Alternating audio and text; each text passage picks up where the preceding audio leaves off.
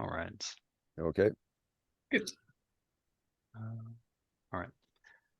Yeah. So 1 week since last meeting. What have we done? I did a bit less than expected. I did try to set things up, but I got stuck a bit with the code architecture. Let's say there's some small design choices that I am trying to make, but it's kind of difficult. I keep walking around like this controller with the statement doesn't make sense anymore due to the many screens that we have. And the screen becomes the state machine basically, or like the screen knows which screen to show and what it then has to do. Like the buttons get handled differently based on if the menu is open or not. So having the state machine in the controller actually makes no sense. So first I removed it and then I put it back again to have like simple states or more like a bit different states. And I got today I was working on it again to make it more more easy to understand the structure if you look at it and when I join in the code. I don't want it to be a mess because if it's a mess, then might as well just take a different infrastructure in the code, of course. It's true because we are still in the beginning, so it's a good choice, a good question to consider if that's still possible to do. So I just want to keep it simple in the code. Well, there might be a lot of files or a lot of classes, and that is fine. I just want it to be easy to follow the structure. So yes, I think so. if Most you important. in a file, you can see like, oh, this is just controlling this part of the screen or this button, or that's the whole idea of the code, of course. So I'm trying to create some code base that works like that it's easy to understand. Well, of course, at first it's going to be a bit more difficult to understand until we get to the point that it's getting better over iterations. So I'm just trying, I don't know, I'm just working my head around like what would be the better first version that we're currently trying to make, because it's I more kind of like want to have a version out ASAP. But more like a screen machine, or you call it. Do you know if people already make something like that? That makes it more easier to see how they did this. Yeah, well, it is all same design patterns, of course. I'm currently looking at a more strategy pattern. I mean, the state machine is also a strategy pattern, but then for the screen, we can use just a normal strategy pattern, like which screen are you on? We can still keep the state machine in the controller, and the screen will then control which state it has to be in. Like it can say to the control, oh, we're now in like a fixed state, so set up like all the workers, and then it's based on what should be on and off in a fixed state. So that's now the new idea, and I think that would be a bit easier to follow in the code. But I'm still trying some things out. I was also working on the. Louis wanted to say something. Yeah, about the idea of an overall state machine, right, where each state is a screen, and then underneath that you have basically a state machine that works specifically for that screen. So that's the kind of problem I ran into when I was looking at the old architecture before you stepped in, because the screen itself was becoming just this massive state machine. And then all of a sudden having to do the configuration with the web server is just like, whoa, that just didn't fit anymore. Right. Yeah. So that's basically what I'm currently designing. So I feel your pain. Yeah, just in short, you have like the screens, which is based on the states. Like you have like a fixed mode and like upload logs. I currently called it logs. Like there's just a logs area. It's basically the areas, and then in the area you have like different smaller sections, which is maybe an option, or like having started logging or not, you know, so the screen knows what to render, but you're still in the same state. Like you're still in the, let's say, logging state, or no, it's not logging state. Sorry. It's like the upload log state. And then the first screen you land on is like a list of logs, and then you can go to log details, and you would still be in the log state, but it would be a different screen within that state. So that's basically what you just said as well. I assume. Is that correct? Okay. I think. Yep. Take your time to think about it, because I think it's better that we do a good strategy and a good setup than we pushing it out quickly.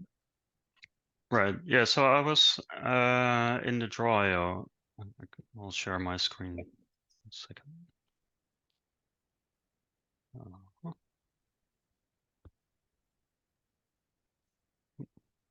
So 1 second. There's something in the way. You made a new one.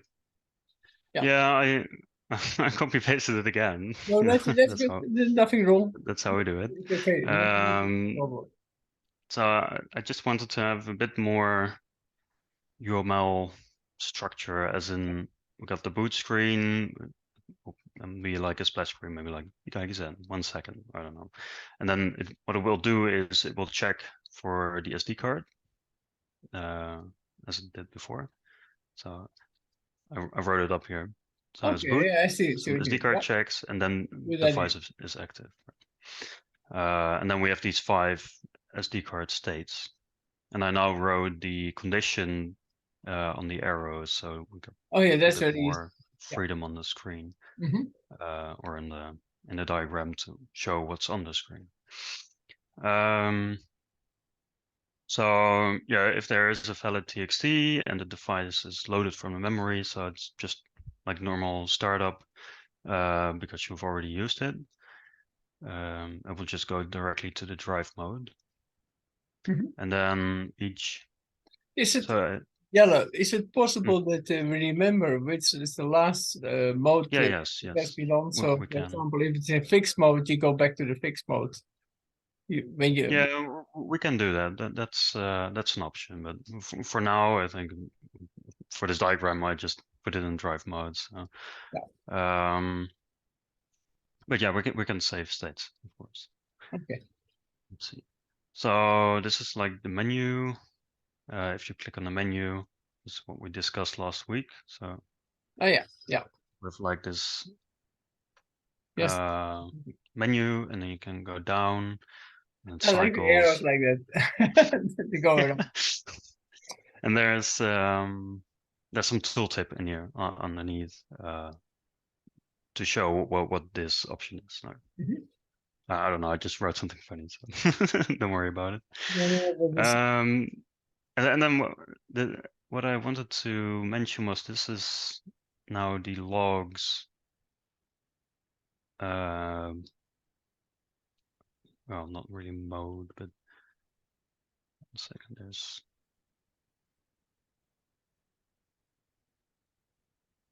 No fill. Okay, so let's go like this. So if you go to the upload log, or like the logs screen, you could get on this first screen where you see like a list of your logs. And then you can, just like a menu, you can go down and it cycles. For example, I don't know, might be first version or something. And you can see like your drive logs or your survey logs, and when they were created. And you can click on details and then go to. One question I have about the date, because I remember from the SD card in the Nano, the date was always a problem because we couldn't get more than 8 numbers in the date.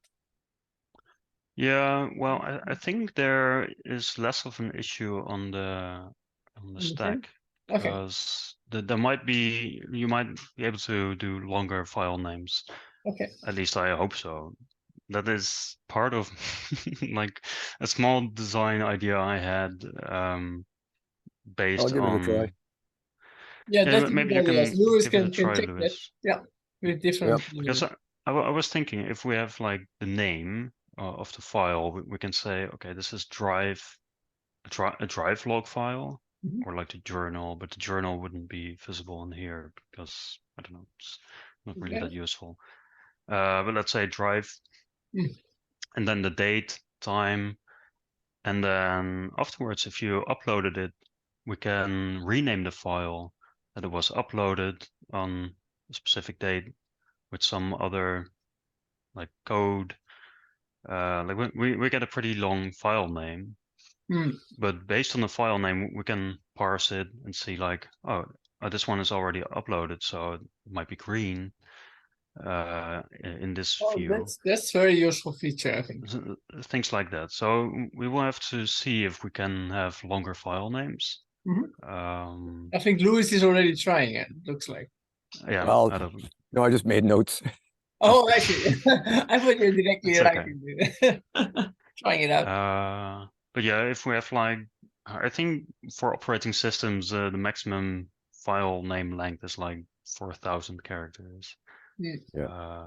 But I assume for the M5 stack, it might be a bit I think less. Well, If it's I think 256, it's fine. it's a function of the FAT file system. So it'd be a matter of figuring out exactly, it's like, are they using FAT32, which has, I think it's kind of a little bit of a hack, but there's a long file name, but for those devices or programs that can't read the long file name, it kind of reverts to 8.3 with, like little dots in the middle to say, well, it right. started with this and it finishes with that. Yeah. So, so that, if the little file system in the device supports FAT32, I think we're okay. Okay. Yeah. I think it does. I think it should be at least 1 byte length. So that's 256. And that should be enough to store some data. Like we can, if we get response from the API after uploading, we can store some URL or code as well. I'm not sure. We'll have to see what we can do with the API as well. Maybe we can even have the API team make some additional response for uploading files where you have like a short key which you can directly go to your uploaded log file, for example. I don't know, I'm just an idea.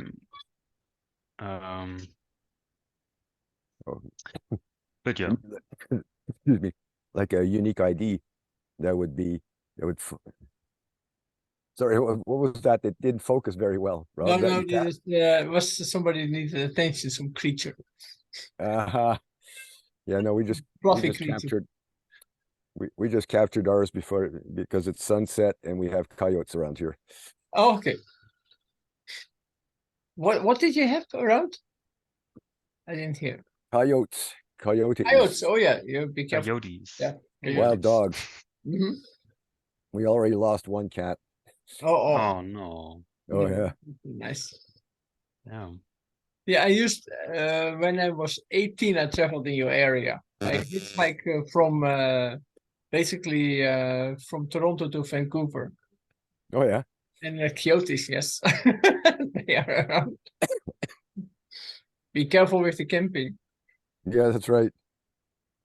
Okay, go ahead. Sorry. Sorry. Yes. Oh, yeah. Thanks for your story. So anyway, to get back to the design with the screens and like the screen states basically, or the screen strategy. This would all then be in the log or upload log state with multiple like subscreens. Yeah. Maybe you're not connected to the Wi-Fi, or you have no valid API key. it would be not really a different screen, but it would be different text on the screen. Like this is perhaps like this is all log details. Yeah, but basically there can be one screen with different messages on it. Right. Yeah. Like maybe we even have. Let me just send this to the background. Right. I can select this. Like there might be a QR code, or maybe we have like show QR code as a button. Oh yeah, I like that idea. That is very simple. Well, we can even have the QR code already on screen. I don't know. We don't have that much data to show about the log. Maybe like I have here like some data points. We can just read the file, as in read how many lines there are, and we know there's like an initial few thingies in the file. We can just drop that and then say, oh, there's like more than 300 data points, or I don't know. You know, some data like that. Let's see. Yeah, so that's kind of the idea I have now, and then can do similar like subscreens for each mode, like fixed mode. We can like, I don't know, maybe start or something. Drive mode, we have of course like start logging, stop logging. Same with survey mode. Start, stop, and maybe that's it. Config mode, same, like maybe a button to display the current configurations or start the server, depending on. Yeah, make it simple. This is yeah. Yes. If config mode is on, you can modify and switch it to the server and some messages if it connects or not connect. Yeah. So You yeah, want this is also the sorry, new idea. can I ask you? You're thinking about config mode also to be able to do it with a BLE, not only Wi-Fi? Can we do that? Yeah, I'm not sure. Yeah, I mean we can, But then you have to write an app on the other side. It's not so good. we would have to use an app. Yeah. So no, we're not going to in that because that will take. well, I not for the first alpha version that we want to release soon. Yes, but for the future sometime. Yes, I think it's doable. Okay. Yeah. That makes sense. Sorry? That makes sense. Oh, yes. Yeah, so this is basically, well, not really. It's still the same as this. I just put the boxes a bit different. And question, you think we need a reset somewhere for resetting the config situation if you want? But there's probably... Yeah, I think in the config mode would be nice to have like a button restart or reset device or something like that. You have to think about that.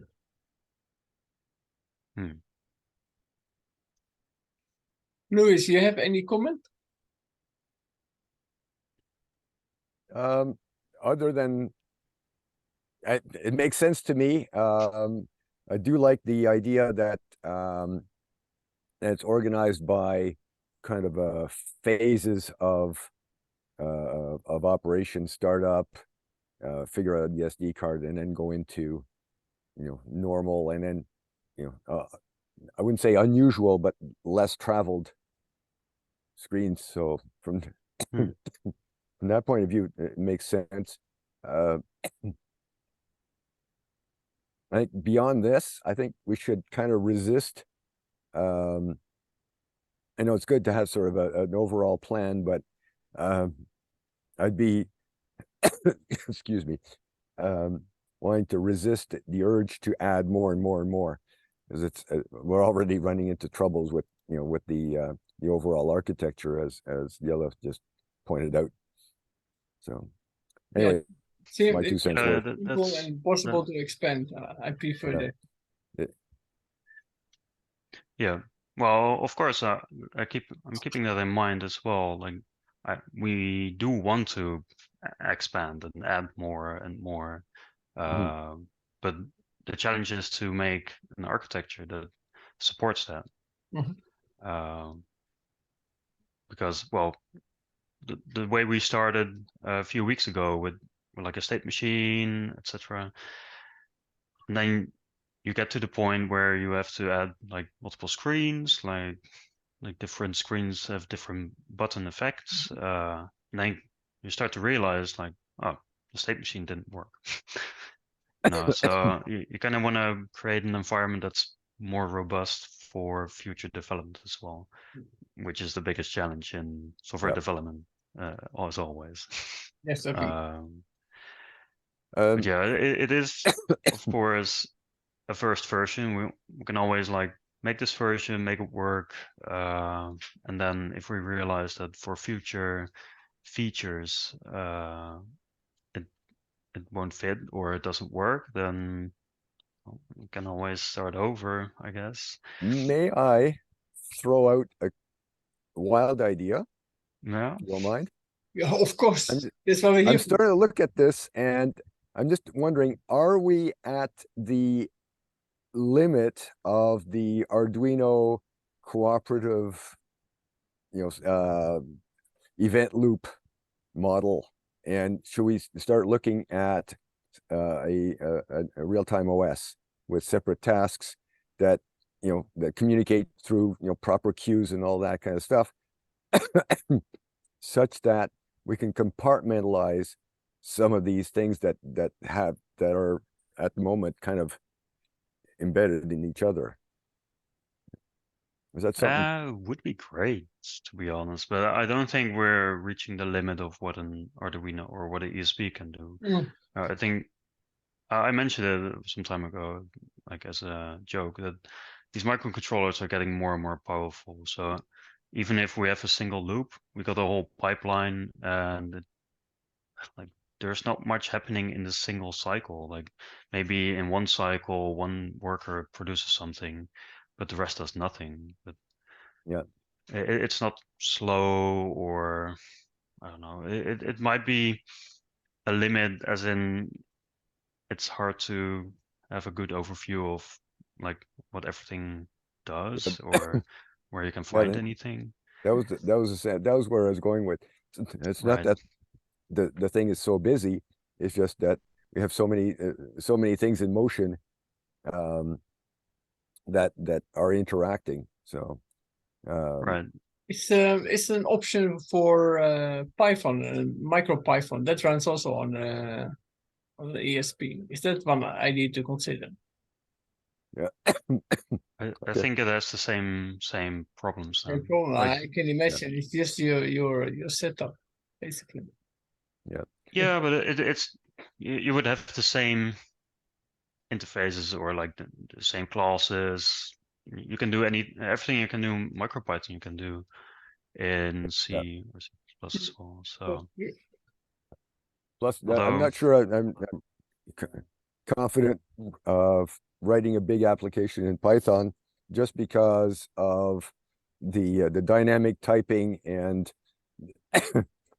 there's some excuse me, you can easily get yourself in big trouble with Python if you're not careful with your types and your variable names and your compartmentalization. So I think I have a hard time understanding C++ syntax, but I'm happier. It gives me a little bit more confidence in the overall stability. Okay. yeah, that's absolutely true.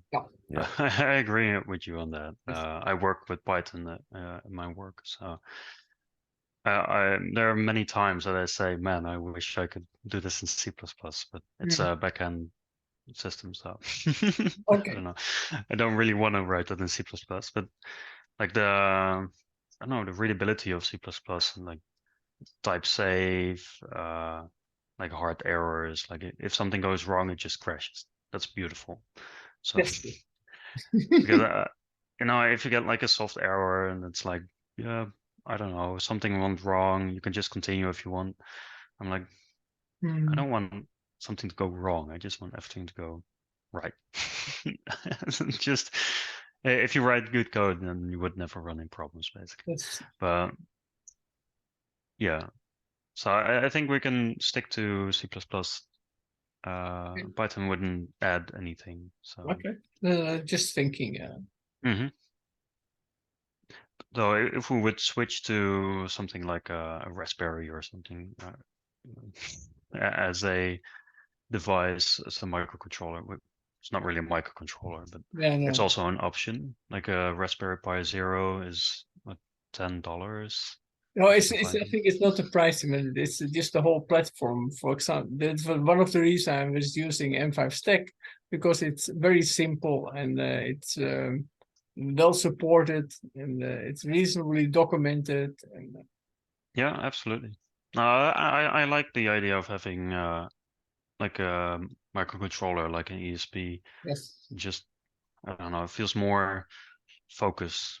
Like there's not much cluttering. Like you don't have a complete operating system, even though it can be nice sometimes. Uses less energy as well. yes, that's also a consideration for the portable device. That's true. But by the way, we have about 7 minutes left for this meeting. Are there other important issues we have to discuss?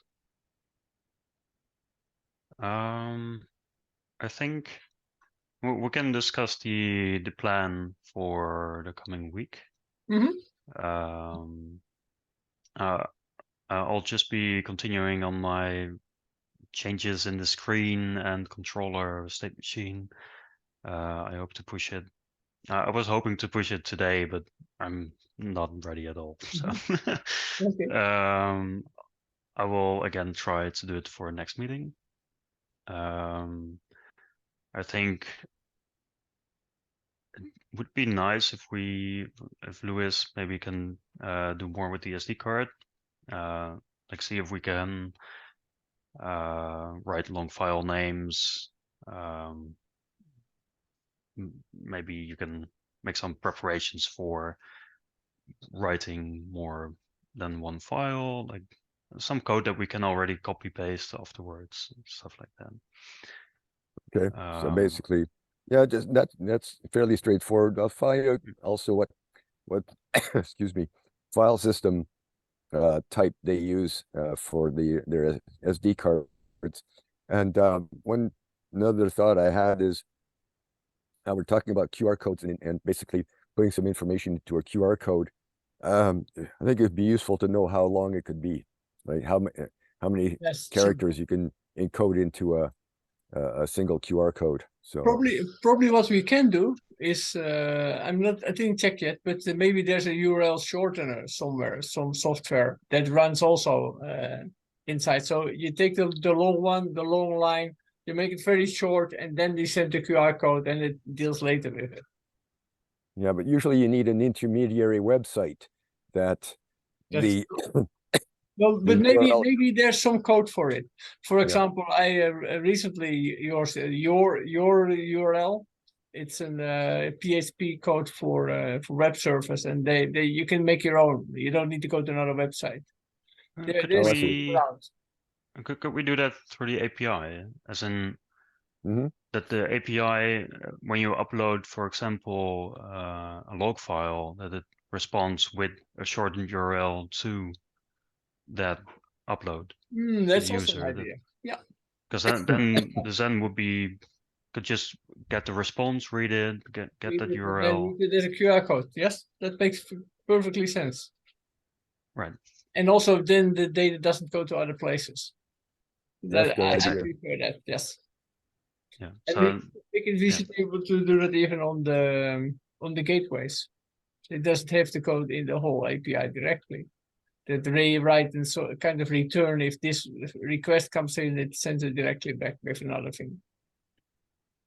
I guess. Yeah, I don't know much about that, but if that's possible.